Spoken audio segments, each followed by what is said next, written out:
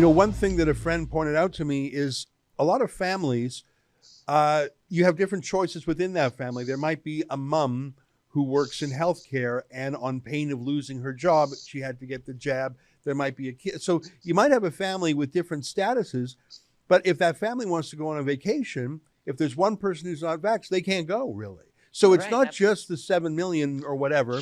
Absolutely. It actually impacts a larger number. And remember, amongst those who did get the jab, some did so willingly, happily, with good, and they're pleased with the result. But of course, many others did so under some sort of duress. So I think that the problem's actually larger than the media party lets on, larger than Trudeau and Omar Al-Gabra let on. But in the last week or so, it's really hit a critical point, hasn't it? And I'm pleased that the Conservatives are raising it all the time in Parliament. Here's a quick clip of Melissa Lantsman, the transport critic for the Conservatives, raising it just this week in Parliament, last week in Parliament. Take a look. The decision to cling to restrictions and mandates, why is it such a secret? Will the minister tell this House finally what specific advice he's getting to keep them, when he got it last, when he's going to get it next? Will he table that advice in the House for all Canadians, or will he continue to hide it from Canadians while they're stuck in line at Pearson?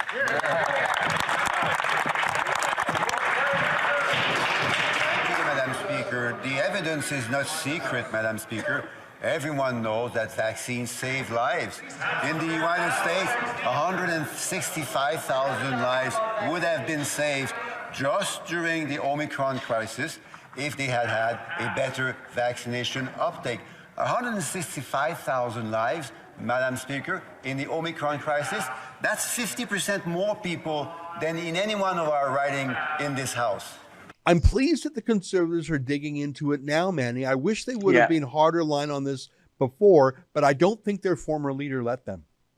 Well, exactly. And that's a very good point. And I'm glad you raised it, because people are questioning certain candidates. Why didn't you raise it earlier? Well, that's the answer. But boy, are they raising it now. Ezra, I'm going to tie something in, because you love when I tie things in, but I'll give you the legal analysis of Omar Khadr and his violation of charter rights. Omar Khadr or Omar Al-Jabra? Oh, sorry. No. I do mean Omar Khadr. No, wait a minute. Leave me there. This is a jihadist that was found guilty of murder. Okay, good. For 1 second, what? Okay, I'm sorry. It was my mistake. Yeah. My mistake. We're talking about the guy who was at Guantanamo Bay. Right. Brought back to Canada. Oh, I know. Sorry. All right. I interrupted you, Manny. Keep going. You're talking about Omar Khadr. Go ahead. Right. Now, remember that time. And the Prime Minister, the most disingenuous person that I've ever heard, Justin Trudeau, stood up and preached about Omar Khadr's charter rights. Mm-hmm. And what happened with Omar Khadr? Very simply, he was a jihadist. He pled guilty to murder. You couldn't get a more debased Canadian who sat and fought against the troops. But he was brought to Guantanamo Bay, which is basically American territory. Mm-hmm. What Canada did not do in 2003, when they sent someone to interview him, was read him his charter rights. Right.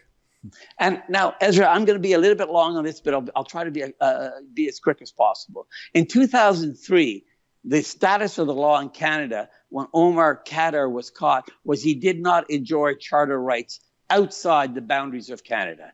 And so he could not bring the claim. But they brought a claim to the Supreme Court saying in certain circumstances, charter rights should apply, even if you're not on Canadian soil. And in 2010, the Supreme Court of Canada said, yes, his charter rights do apply in Guantanamo Bay. So then it was retroactively put back to 2003 when he was brought in. Now, that was a charter right violation. What did the Canadian government do? Did they beat him? Did they intern him? They did nothing. They asked questions without giving him his charter rights. Pretty minor. Yeah. If you look at the egregious things that you can do with charter rights. Trudeau stood up and said his charter rights have been violated, and he deserves something. In my opinion, if I argued it, he would not have got a penny, because simply there were no additional damages that Canada caused Omar Khadr. All the damages were done by America. Canada could not have taken them out. But in any event, he got $10 million. And I listened to Prime Minister Trudeau when he gave a lecture to Canadians how important charter rights, even in this smallest of small cases, the charter prevailed and Omar Khadr got his charter right remedy. Right. Well, right now, 6 to 7 million Canadians are actually being affected. They can't get on a plane. They can't go to work. They lost their jobs. Their bodies are being taken over by the state. This is much more substantial charter violation than Omar Khadr even saw from Canada.